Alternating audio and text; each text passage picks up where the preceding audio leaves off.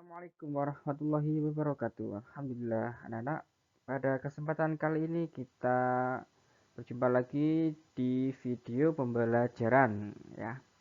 Kali ini kita sudah masuk ke subtema yang ketiga, tema 3 yaitu tentang makanan sehat. Ya, subtema 3 membahas tentang pentingnya menjaga asupan makanan sehat. Nah, sudahkah kamu makan salah satu makan makanan sehat ya?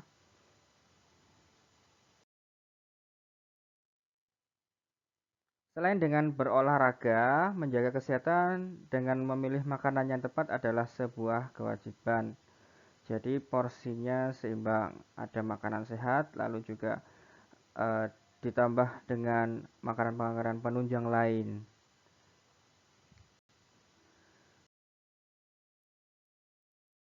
Seperti apa makanan sehat itu? Ya, makanan sehat itu seharusnya dapat memberikan beragam kandungan nutrisi dalam jumlah yang memadai, termasuk mineral dan vitamin. Ya, jadi kandungannya itu sangat proporsional ya, di dalamnya terdapat banyak nutrisi ya yang diperlukan untuk tubuh. Nah, contoh makanan sehat seperti sayuran dan buah ya. Di antara jenis makanan, sayuran hijau itu adalah makanan sehat peringkat pertama ya karena memiliki kandungan nutrisi yang sangat lengkap. Lalu juga ditunjang dengan buah-buahan yang kaya akan antioksidan dan vitamin supaya menambah kekebalan daya tahan tubuh biar tidak mudah untuk sakit ya. Selain sayuran dan buah ada lagi yaitu daging, telur dan kacang-kacangan. Daging sebagai sumber protein, ya. Telur merupakan makanan yang bergizi. Nah, sedangkan untuk kacang-kacangan mengandung banyak mineral yang diperlukan untuk tubuh. Selain itu juga sebagai sumber protein nabati yang baik.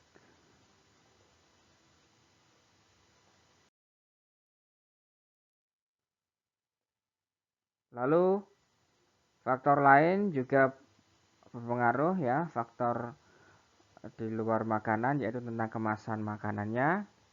Selain kandungannya, kemasan makanan juga memegang peranan. Terlebih makanan yang memiliki masa pemakaian terbatas atau expired. Semakin bagus kemasan yang digunakan, maka akan semakin baik pula kualitas makanan tersebut. Jadi bungkus ya, kemasannya ini bungkus dari makanan atau minuman tersebut juga mempengaruhi kualitas dari makanannya. Kalau bungkus atau kemasannya itu asal-asalan, maka bisa dipastikan juga makanannya kurang baik ya. Utamanya makanan yang memiliki masa-masa terbatas. Berbicara tentang kemasan makanan ya, pernahkah kamu lihat kemasan seperti pada gambar ya? Nah, biasanya kemasan itu dapat kamu jumpai ketika ada kegiatan atau acara-acara kampung ya, berwarna cerah dan bermotif batik ya. Itu bisa isi uh, snack atau nasi.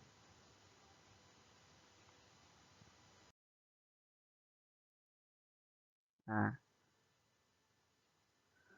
lalu omong-omong tentang batik ya.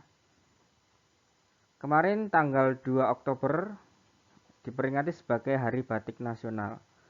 Tahukah kamu kenapa 2 Oktober diperingati sebagai Hari Batik Nasional? Ya, karena pada tanggal 2 Oktober tahun 2009, UNESCO mengukuhkan batik Indonesia dalam warisan dunia. Ya, jadi UNESCO itu adalah badan yang dimiliki oleh PBB yang bertugas ya, yang tugasnya adalah atau terkait dengan kebudayaan dan sosial ya, di negara-negara khususnya untuk anggota Perserikatan Bangsa-Bangsa atau kita biasa singkat PBB. Nah, pada tanggal 2 Oktober itu batik diakui sebagai warisan dunia. Ya, sudah pasti berarti batik sudah menjadi hak paten atau dimiliki sepenuhnya oleh negara kita. Ya, jadi tidak ada kesempatan negara lain untuk merebutnya. Nah, itulah mengapa Hari Batik itu diperingati setiap tanggal 2 Oktober. Setiap daerah itu punya keunikannya masing-masing, ya.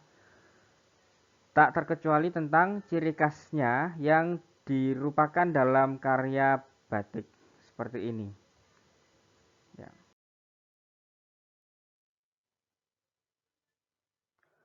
Lalu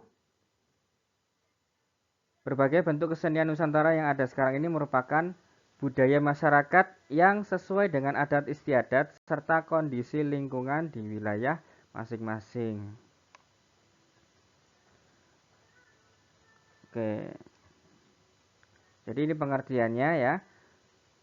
Batik adalah kain bergambar yang dibuat khusus dengan menggunakan malam atau pengolahannya diproses dengan cara tertentu sesuai ciri khas daerah masing-masing. Jadi malamnya ya menggunakan canting berarti dicairkan dulu, dipanaskan lalu cair, setelah itu baru dituliskan di atas kain berwarna putih ya, diwarnai gitu.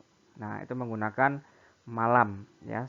Itu metode tradisional yang sampai saat ini masih ada ya, menggunakan canting.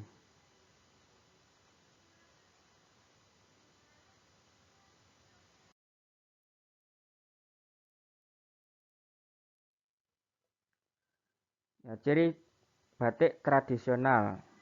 Coraknya memiliki makna simbolik, umumnya bermotif ular, pagoda, ya, geometris, barong, warnanya cenderung gelap. Motif batik merupakan ciri khas daerah asal. Sedangkan batik modern yang pertama yaitu ciri khasnya tidak memiliki makna simbolik atau khusus. Umumnya bermotif tumbuhan dan rangkaian bunga. Warnanya cenderung bebas, tidak gelap seperti tradisional. Motif batik bukan merupakan ciri khas dari daerah asal.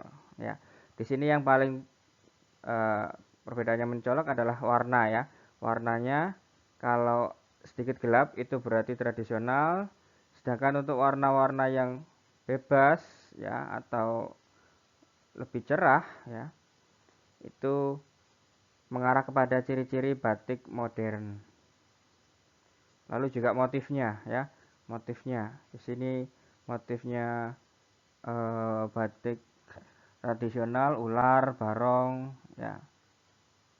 Kalau modern itu lebih kepada tumbuhan atau rangkaian bunga.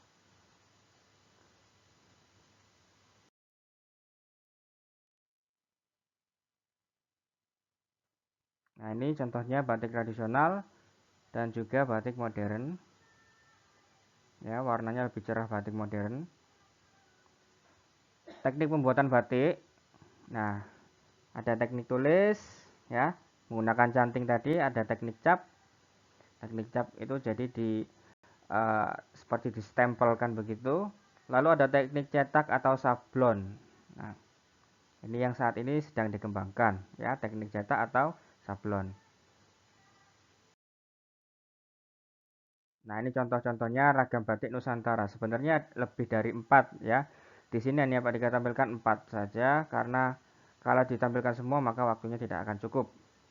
Setiap daerah bahkan setiap provinsi ya itu memiliki ciri khasnya masing-masing. Tidak hanya di Pulau Jawa, tetapi di seluruh Nusantara ya itu memiliki ciri khasnya masing-masing.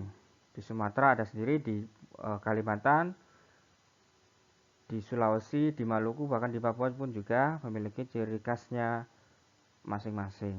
Nah, di sini yang sering kita lihat ya, yaitu salah satunya yang pertama yaitu Parangkusumo ya, batik Parangkusumo yang berasal dari Solo.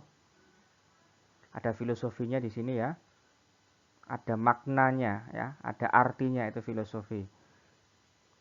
Dilandasi perjuangan ya dan usaha untuk mencapai kemakmuran lahir batin dengan mengindahkan nilai kebudayaan Jawa. Lalu yang ini juga, nah ini termasuk salah satu batik modern ya, Mega Mendung. Warnanya cerah ya, biru, kuning, merah. Nah, Mega Mendung dari Cirebon. Filosofinya di sini ya, manusia harus bisa meredam gejolak amarahnya dalam kondisi dan situasi apapun. Lalu juga ada batik dari Magetan yang disebut dengan Pring Sedapur.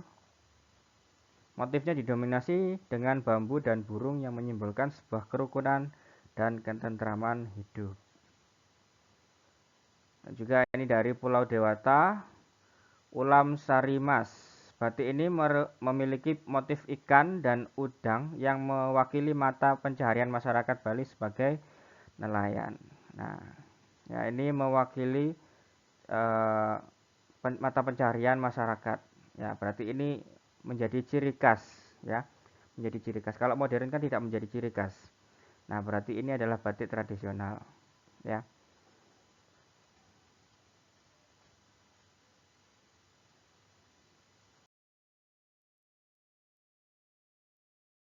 Oke. Terima kasih. Tetap lestarikan batik sebagai kekayaan kebudayaan Nusantara dengan cara mengenakannya menunjukkan bahwa kita bangga menjadi bagian dari salah satu warisan dunia ini. Sekian, apabila ada yang ingin ditanyakan silakan bisa ditulis di kolom komentar ya. Semoga bermanfaat. Diakhiri dulu. Assalamualaikum warahmatullahi wabarakatuh.